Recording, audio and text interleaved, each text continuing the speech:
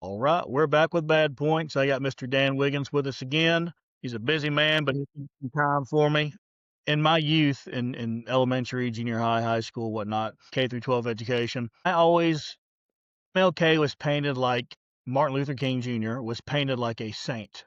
And it was easy to believe because of the scene, right? You know, the scene was black people are oppressed, and then we have this peaceful Christian pastor who did peaceful marches, and he had a great message. Still to this day, had a great message, despite any other aspects of his character. Great message. Then he was assassinated for his message. So much like all of these psyops, is a beautifully written play, right? You have your good guy pushing one thing, and then people killed him for it, and now we're going to keep going with this thing because we can't let it die with him. It's really, really sinister, and the more I learn about how the world has been working in my life and before my life, the darker all of this gets. So the reality is, and let me preface this with one, I wasn't there. But you could say that about any time in history, so that doesn't really matter that much. But two, I'm not an expert on it, so which is more relevant. But apparently, he was a stone cold Marxist. Like that was what he believed in. He was also a womanizer. He had orgies. Again, wasn't there, but the people that were there told their kids and grandkids, and that's what they're telling us. So it is what it is. You know, we don't control the history books, but we do have word of mouth, which is historically significantly more accurate than what the rich people write in the books and try to teach us. So I'm going to go with that. So clearly now another thing I've learned is that the Democrat Party has always been vile, grotesque, anti-American, and evil. I'm from East Texas, so I've heard that my entire life. But you know, when you keep hearing something like that, you start to think, these guys just racist? Like, what's the deal here? Why do they keep harping on this Democrat Party thing? So I was always suspicious because I have an open mind and I like to critically think and question people's motives. So it turns out those old timers, those old time rednecks, were pretty spot on, which is probably why they were still mad all the time about it. But my question is, and I have some ideas, but I think talking to you about it will help clarify some things for me.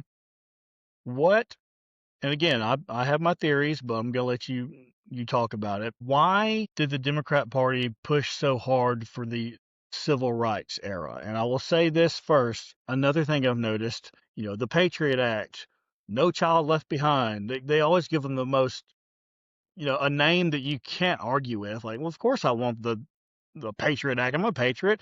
Of course I want civil rights. I like, you know, everyone to have rights.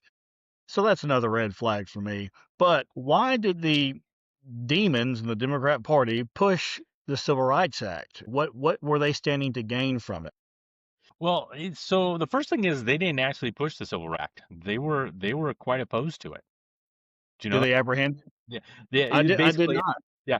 They had a what had happened was no problem. So what had the Democrat Party had started sliding into irrelevant FDR essentially. You know, they captured it with Wilson and ran it hard through all the way, and conservatism was really taking a back seat with government. And FDR started really going off the deep end and started getting a lot of people going, I don't like this. They're really starting to fight back just in the time of World War. And he rode that horse, died. Truman came in as a savior, and he was his vice president, as a savior of the Democrat Party. And Truman was a very, very a Democrat. He was still a Democrat, absolutely. And he believed in the basic principles of equality and fairness and for all, and you serve your fellow man and things like that. But at the same time, he was an abject, capitalist and individual. And so he would be more along the lines of like today, Bill Clinton, if you look at a lot of the stances he had, he'd be considered a moderate to middle of the road Republican, right? And so Hmm. it was that way. Eisenhower came afterwards, and Eisenhower, I mean, Ike bloody general for World War II and had been in the military most of his life, and incredibly conservative, and he had things. When he got out, it was super close between Nick. Ike started really the big push of civil rights. I mean, people forget that actually used federal troops. I know that's not supposed to be done today. Used federal troops to create school. And people are like, oh, we can't use federal troops. It's so terrible. Things like that. Ike did it because we were integrating schools. Is that okay to do? So anyway, so a lot happened. Let me pause you real quick, just to set the stage a little more. What was what was the need for the Civil Rights Act? Like, what was happening that caused the need for the Civil Rights Act? Because obviously the slaves were free, they're free people, but something wasn't right. So explain that a little bit, real quick. Yeah, I mean, what caused it really was Jim Crow laws. In other words, people were equal, but they weren't being treated equal at the local and state level because the states and localities running their own things. And that was overwhelmingly in the South, which was openly Democrat. Flat out. It wasn't Republican. It wasn't conservative at all. It was very, very, that's where the KKK was strong and things like that. And it really came out of rejection of, I believe, World War II. A lot of soldiers, a lot of them were very still racist, but a lot of them were integrated and worked to realize, you know what? His blood bleeds red just like mine, and the dude is fighting for the same thing I am. Maybe it's not, maybe right. I think also some rejection in the 50s is off with Truman and moved into Ike. People were realizing not only that with blacks, but with like, you know what we did to the Japanese? We had actually Japanese citizens, second and third generation American citizens who were born in America, who were basically rounded up and tossed into concentration internment camps, but basically concentration camps, and lost everything they had because we were afraid of who they were from a racial bias. So I think that was kind of a push for it. It's like, let's just federalize a lot of this stuff and just, you know what, states, localities, you can't do these Jim Crow laws anymore. You can't have these poll tests and these poll taxes. You can't have different laws for different groups of people. You can't have segregation of basic human needs like water fountains, like, you know, what side of the street you can walk on, you know, what kind of hospital you go to. Basically taking all of that. And so in 1960, you had the between Nixon, who was a fairly moderate, actually effectively right in line with Reagan. Do you know that? J affirmative. And Yeah. so, and that's what it through. I think the Democrats saw this as a rising tide and said, you know what? Once they got back to power with Johnson, it's like we we're slowly being pushed to the side because we're falling dramatically out of touch with one of the big social issues of America. We have to jump on it. We have to take control of it. We have to be in front of it. So let's do that. And so I think that it was an act of opportunity rather than an act of actual honest desire, and that was borne out by the number of elections that happened and the way that, you know, states. So it was mainly a political move, but they didn't do it because they were social justice warriors. They were doing it because they felt like, hey, this will earn us a lot of votes if we push for this. 100%. That's exactly what they did for it. You know, basically to kind of keep their party going. Whole point.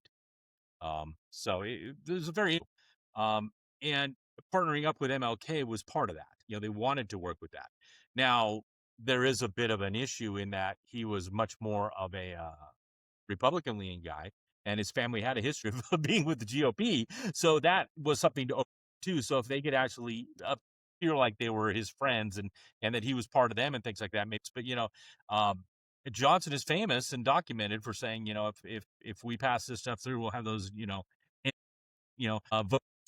And he was right. Yeah. I mean, essentially, they were trying to figure out how to keep it there, and So they're trying to become the party. They're trying to become the party of the black man. essentially, well, they were trying to become the party that is the savior of the black difference there, because Yeah, the GOP had traditionally been the party of everybody. They had been the party of minorities. They've been the party of Chinese, of Japanese, of Hispanics. They've been the party of just basically, if you work hard, you do the right thing, you keep your nose clean, you can succeed. You can succeed. Doesn't mean you're going to guarantee the chance. a lot of people don't. A lot of people don't know that the first black politicians were Republicans. They were Republican politicians. Yeah. Yep. The first senators elected, the first representatives elected, you know, all after, some prior to the Civil War, all after the Civil War, things like that. I mean, it was a very, very long history of that. And it started eroding in the 60s with the Democrats taking over. And it was really because of what they were promising. They were promising, well, we're going to give you a bunch of stuff. We're going to give you free homes. We're going to give you free, we're going to buy you it. And, you know, we've talked about this before. Human nature is inherently and inherently, envious. So when somebody says, "Hey, I'm going to give you, I'm going to give you a free house and a bunch of food every single year if you vote for me," so, okay, what the hell? Why not? That'll make my life easier. It doesn't work that way. And MLK he was an interesting guy. So he was very capitalistic. And in fact, really became a full Marxist because he agreed with capitalism and the ability for oneself to feed one's your own person. At the same time, he's very communist, but in the classic communal sense, not in the communist Marx sense, right? But in the sense of community and hey, you take care of your own, you work with your own, you should always turn and see what you could do to help the needy as best you can, others' needs before yourself. And so for that, people are like, well, he wanted to, he espoused all those things. He talked about community and communal issues and being communal in the way you work together. That means he was a communist. No, I don't think anybody would consider like the Amish to be communist. In Right. fact, most people consider them to be as hardcore conservative as you could get. I think the big, because there's nothing wrong with, hey, let's improve our community. Let's make our culture better. Let's focus on better things. Let's help each other out. That's different than let's make people give all their money to the government and let them handle it. That's the difference, right? And someone who community versus a communist. Radically different. And it's interesting. So, I'm a taller guy.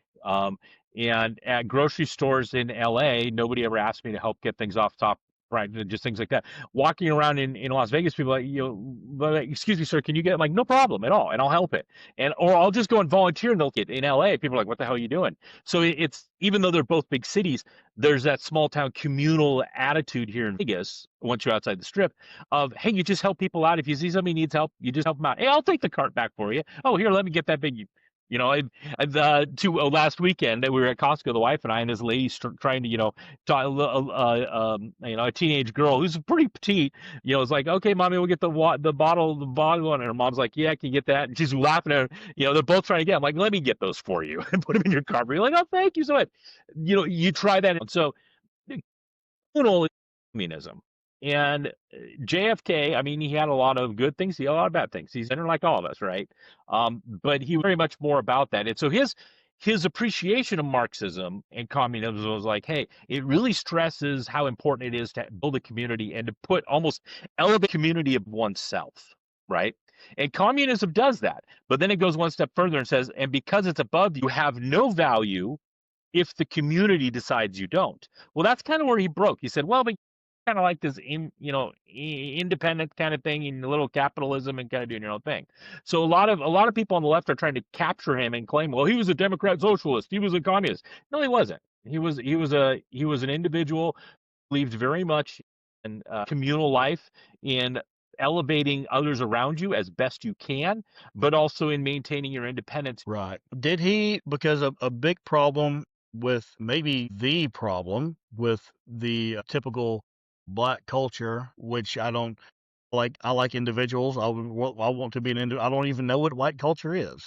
I hear about black culture all the time. I see the TikTok videos, all that stuff. I hear the music. It seems like the biggest issue really is a lack of accountability. And you pivot immediately to, well, it's because of slavery. Well, it's because they keep us down. It's because they do this. Did MLK espouse any of those types of any of that rhetoric, or did he teach like the pull yourself up by the bootstraps style conservative? He said, yeah, in the past things were bad, and now we have the opportunity to make ourselves better. Let's make ourselves better. And if people aren't letting us make ourselves better, then let's peacefully highlight that and let's not give them the power to improving ourselves.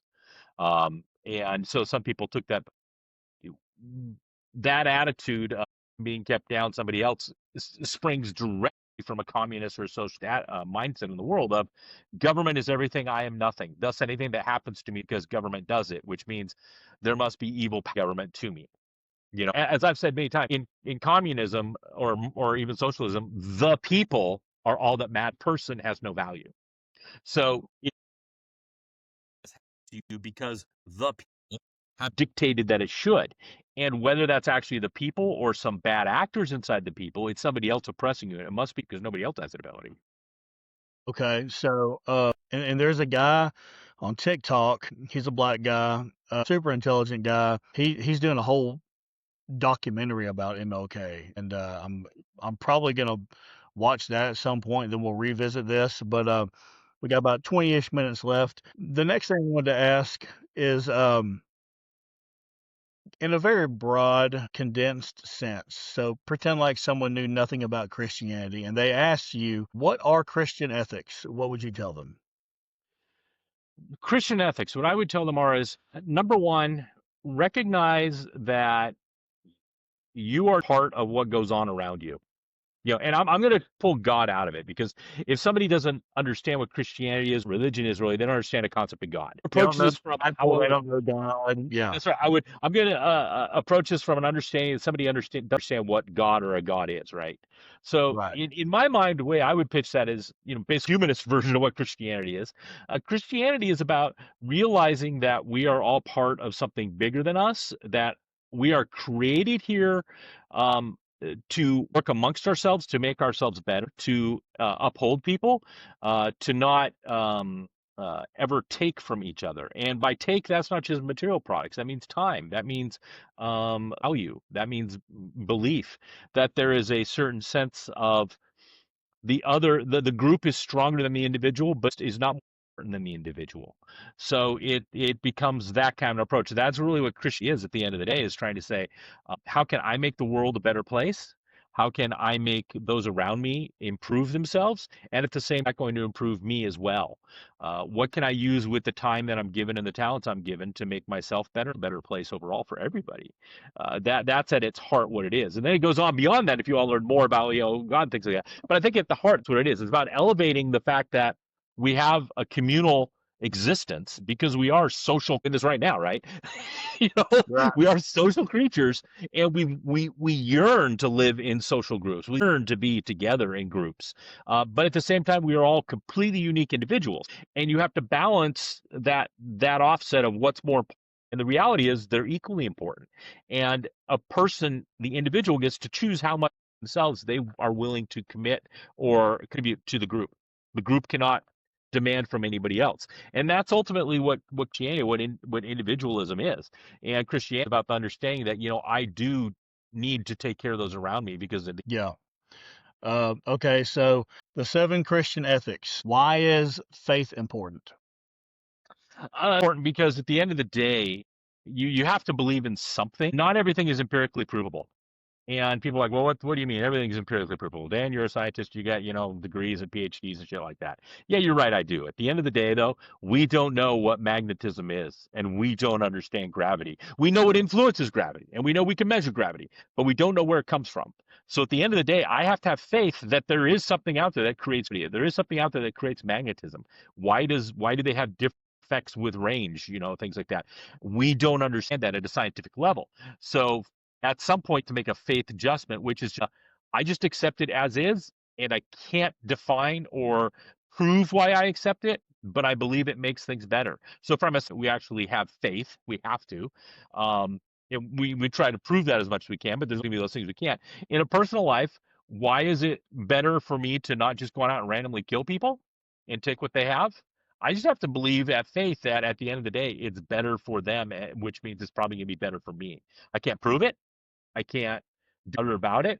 A lot of people some twisted people come to the opposite conclusion and go and become mass murderers because they go, oh, if I shoot people, it'll be better for society as a whole.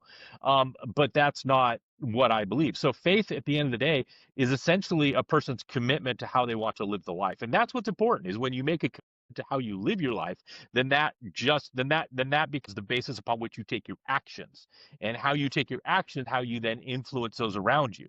And so at the center of Christianity, faith there, it's what do I absolutely believe in? What are my rock solid tenets that I believe in? How is influence what's around me? And how I act to those around me, and then how is that going to help them in their own faith, and more importantly, translate my faith into others. I've been on medical missions teams, and I've done into foreign countries, like into Haiti, a couple of times for six at a shot, living in abject poverty. I've done missions work all around the world, and I did it not because I wanted to aggrandize myself, and I didn't do it to preach to people. I did it because I believe it made things better. And some folks, while I was there, is like, wow, where you come from. I'll have a discussion about where I'm from, things like that. Why are you here? I go, well, because I believe I'm called to do. Well, who calls you to do that? Well, Christian, I believe that Christ calls us to help where we can. And it doesn't mean I'm going to dedicate my life to this the whole thing, because I can't. But when I can, I will. And I believe it improves everybody. Wow, I didn't know that. 2 weeks later, they're showing up to the services we'd host. What do you know? I influenced the life. It's the Yeah, whole point. there you go. Faith at the end of the day is just believe that you can't prove. And everybody has something like that because there's always things that cannot be proven. So you have to accept that at the end of the day. And how does that express? And then also at a personal level, if you want to be successful and you want to have a good life, um, you're going to start a business, but you have a family. I don't know if I can take care of my family. I don't know if I can grow this business. Well, you'll never do it if you don't have faith in yourself, faith in your ability. So yeah, faith is very useful. What about hope? Brings eternal. Say, hope is essentially it's a mindset of either and this is probably the biggest difference I've seen between Western mindset, especially the more approaches of mindsets. Hope is a belief that what I do today will make things better for. And from hope, it drives again, combined with faith. Okay, is that we're going to be able to do these good things. My hope is that it's going to result in good stuff, and that's going to carry to forward. That's where the two. A lack of hope means, okay, I got the faith that I believe that we should be together, but what does it matter? Because it's not going to change anything. I'm not going to make any difference. Whatever I do doesn't matter. It's kind of a fatalist approach of, I could try the best I want, but somebody above me will always dictate what I don't care. So hope becomes a big driver. It's a positive or negative outlook on life. Do you look at the reward balance, or do you look strictly at the risk, or strictly the reward if you're flights of fancy kind of person? But it's that kind of a thing. So it's crucial in the belief that hope gives me a reason to actually act on my faith, and Right. And I think without hope you slide into nihilism and then you don't care about anything, nothing matters. And also, you can tell how powerful of a tool hope, like authentic hope is because, if you're in a war and your side has no hope that they're going to win, they're not going to win. That's just how we're screwed, like good luck rallying the troops when they have absolutely no hope, which is why in movies and in real stories, movies like 300, it's 300 versus what, 10,000, whatever the absurd number was. And he was giving them hope because he knew without them having hope, they were absolutely screwed. There's no way we're going to win if we don't believe there's a chance, which that's hope that's faith as well. But, faith and hope kind of go hand in hand. Faith can give you hope. Okay. What about, yeah, absolutely. So this one says charity and then parentheses love. So I'm guessing it's love is the what it is. This one says charity, but in parentheses it says love. So I think this virtue is love. yes, and you look. So um, love at the end, it's compassion. I consider it basically compassion. Do I care about those? I mean, genuinely, do I actually care about them? And I'm not saying you have to love everybody. You don't have to have company. In fact, there's some people you shouldn't, right? Those that you care about, those that are around you, those that you want to associate with, you should compassion for them. And it's more about care about what I can do to make their life better. I have neighbors across the street. They're an older couple. They're in their mid 80s. They're phenomenal people. Their minds are just tack sharp. Body's still pretty good. He likes to walk his 100-pound dog around the neighborhood, twice a day, kind of a thing. And we'll go over and have martini night with them every once in a while, or bring them over and we'll have a restaurant.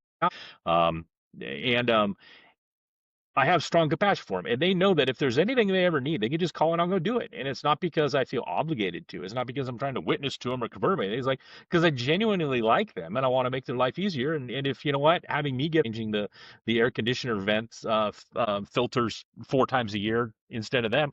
Hell yeah, I'll do it. It takes me 10 minutes. I like to do that. It's something fun to do. It gives me a reason to sit and talk with them and things like that. So compassion for one, the way you express your faith and your hope for how to their life better. And she makes phenomenal brownies, and maybe I'll get lucky and she'll make me a pan of brownies again, right? Things like that, because I need them. It's there's exactly. It's kind of why you used to realize that being communal is not a bad thing. Is Yeah, and then at a level where you talk about deep love, like familial love, deep true love is the thing that that's really at the end of the day, if you see your child's about to die, you go risk your life and possibly die to save them. that's the thing that saves people, right? Love literally, not in a corny way, like, oh, love saved me. No, love can literally save your life if someone if and someone and a loves lot you. They yeah, and a lot of people don't realize that the actions that love will make you take sometimes see punishment for those that you love. You know, you've got a friend who's sliding into drug, is sliding into the whole drug life and falling apart. And if you truly love them, not only will you have a discussion with them, you might actually give an anonymous tip to the police and get this guy basically arrested or in jail for 6 months and forced to clean up. And people are like, that's a terrible thing to I want to see him. right. Yeah. If I didn't love them, if I didn't love them, I'd just walk away. I think we got time to hit these last four. Okay. Prudence. Prudence. Prudence is, I mean, that's a tough one to talk about. I often lump prudence with wisdom. It does say there's a little short definitions I was withholding from you, but Okay. wisdom to discern what is right and act accordingly. Yeah, I mean, so to me, prudence is simply the reading wisdom. It's how I evaluating things. What's the right way to go? And am I thinking about it correctly? And it's beyond just what I am, and it goes hand in hand with wisdom. Wisdom is essentially the experience. So every single time you fail, you're gaining wisdom, right? And I Yeah. failed a lot, so I gained a lot of wisdom. And prudence is how do I apply my wisdom to my actions? Am I doing things right? Is the right course to take based upon my analysis of my experience and how that and wisdom and everything that's happening in the past. There you go. Okay. Uh, I'll read the short little definitions after these last three. Justice, giving others their due, fairness in all actions. Yep, yep, yep. And that justice is an important one. It's not vengeance, right? Justice is not vengeance. Many people use the two. Oh, you're just being vengeant. No, no, no. you know, the earlier case of you've got a friend who's sliding into the drug culture to get, moving from a little bit of speed like that. He's starting to do heroin. He's starting. Justice is actually turning him in because he's breaking the law. But I'm not doing it because of retribution or vengeance. I'm saying this is the consequences of what you're doing, but I'm also doing it to help you and to correct you. So justice is much more of the when you correct a child that misbehaves, when a teacher corrects you for being wrong, in a certain extent, that is justice. You're being told you're doing something that's not right. This is what you should be doing. And it's basically a corrective measure, and it's done out of Yeah, and then at a societal level, if you don't have if you don't deliver justice to violent criminals, they have no reason to stop because there are no repercussions. And we're seeing that in America right now with those dirty DAs and whatnot. Fortitude or courage in parentheses, strength to endure difficulties and do what is right. 100%. And again, it stems from faith. And it should be tempered with there's some bad times to exercise it. Like, don't go on out and say, oh, there's 15 people coming down the street robbing individuals, and I have nothing but my fists. I'm going to be courageous this time. There's that's where you use courage. But courage means exactly. Courage basically means, do I believe enough in is my faith strong enough to believe that what I'm doing, uh, via the actions I have, is it the right thing to do? And am I willing to stand up and tell others that this is by acting in a certain way? And that's courage. When you only take action in a group, that you're willing to do it on your own. Yeah. And obviously, fortitude comes in handy in every aspect of your life because if you don't have the ability to endure, you ultimately simply give up and you'll either be homeless or on welfare or kill yourself, whatever the case may be. Yeah, fortitude's definitely a And that's banger of a virtue. Yeah, absolutely. Yeah. Yeah, if you don't have hope, you have no reason to have. It's like, what's the last one? Temperance, self-control, moderation, and desires and pleasures. yeah, things in moderation, including moderation. Back to prudence. In other words, it's like it's there's this whole sense of Christianity and a lot of religions like, oh, you just want to be good at two shoes and not do. You know what? Screw that. Some religions will push don't drink. Some will push don't eat this. Some will push you got to be vegetarian. Some. At the end of the day, um, those are often mischaracterizations of what the religion actually says to do. It often says do it in moderation, don't do it in excess. In other words, make sure that when you're enjoying yourself and you're in a communal atmosphere and you're enjoying yourself together, things like that, don't go to such an extent that's going to upset others and take them out of the moment. In other words, it's okay. I'm not a big drinker at all, but when I'm out with friends, things like that, you know what? Playing poker with the folks. Oh yeah, you know what? Once a month I get together with friends in the neighborhood and we play poker. $30 buy-in and things like that. Oh, you're gambling? It's a sin. No, it's not a sin. There's hours of enjoyment with my friends, and that's the way I look at it. Is it's cheap enjoyment. I don't mind, and if I lose, it's not gonna no problem like that. So temperance is make sure that what you're doing is okay. I'll drink a beer just to socially fit in, not to be a guy who's like, well, I'm only drinking water. Unless I'm like the driver, then I'll do that. And it's iced tea though, because it looks. So anyway, um, so but temperance is simply again, it's applying prudence and wisdom to how you're acting with others in actions. In other words, are we going too extreme? You know, and that's again, it shows a sign of commitment and love and compassion around you of don't be an absolute jerk. Got a picture that I posted many times. I kept the crudity of it, but it's a picture of a Thai Buddha there with his hand. Don't be a cunt. And that's temperance. Don't push it to the point of going, oh, geez, he's just way too far. No, don't do that. And then also, at a personal level, obviously, having temperance, having self-control, that's pivotal for a healthy life. If you can't stop eating, you'll get sick, you'll get diabetes, whatever the case may be. If you can't stop drinking, you're an alcoholic. You go broke. If you can't stop spending, you go broke. If you can't stop gambling.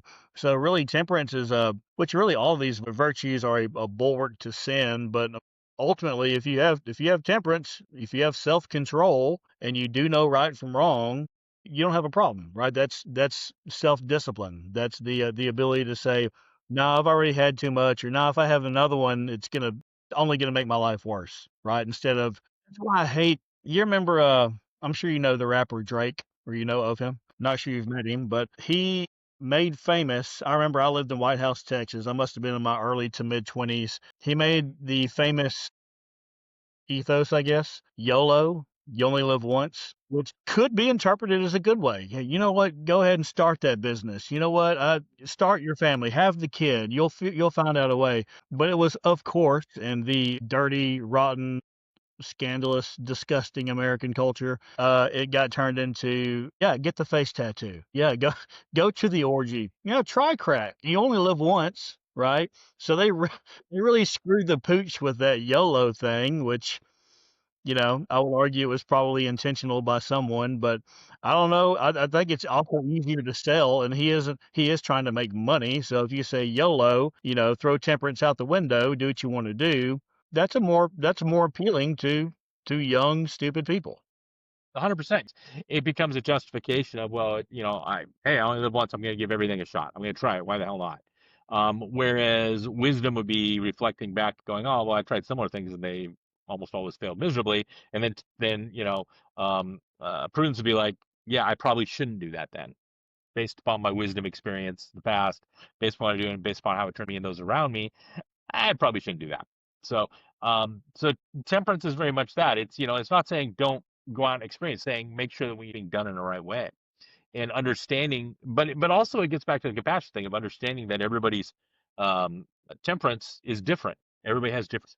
I drive my doctor nuts, okay, because I'm usually between 300 and 320 pounds. I'm 6'1", and on all the charts, I'm morbidly obese.